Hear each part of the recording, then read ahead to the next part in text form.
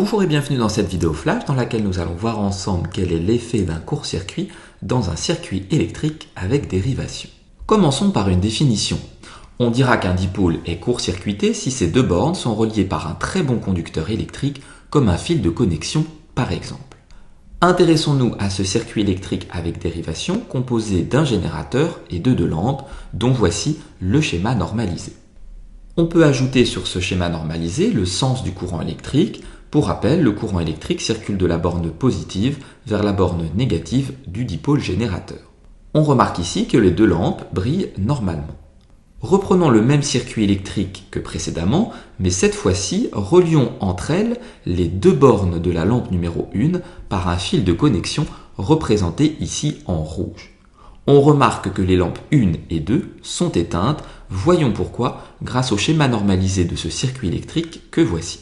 Retenez que le courant électrique prend toujours le chemin le plus simple, c'est-à-dire celui sur lequel la résistance électrique est la plus faible.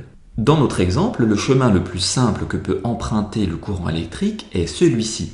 En effet, il est plus facile pour le courant électrique de passer dans un fil de connexion qu'à travers une lampe où la résistance électrique est plus élevée.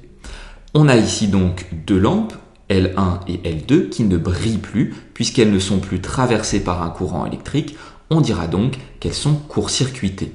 Le générateur est lui aussi en court-circuit puisque ces deux bornes sont reliées l'une à l'autre. Il peut alors être endommagé. Le fil du court-circuit peut quant à lui s'échauffer et peut provoquer un incendie.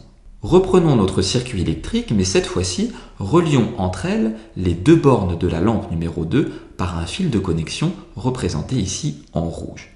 On remarque que les deux lampes sont éteintes. Voyons pourquoi grâce au schéma normalisé du circuit électrique. Rappelons-nous que le courant électrique prend le chemin le plus simple, celui où la résistance électrique est la plus faible.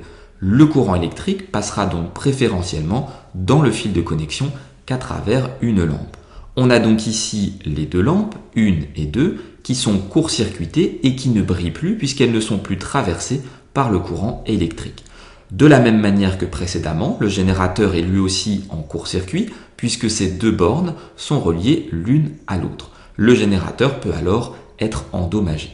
D'autre part, comme précédemment, le fil du court-circuit peut s'échauffer et provoquer un incendie. Cette vidéo flash est maintenant terminée, j'espère qu'elle a été claire. N'hésitez pas à vous abonner à ma chaîne YouTube et je vous dis à très bientôt pour de nouvelles vidéos.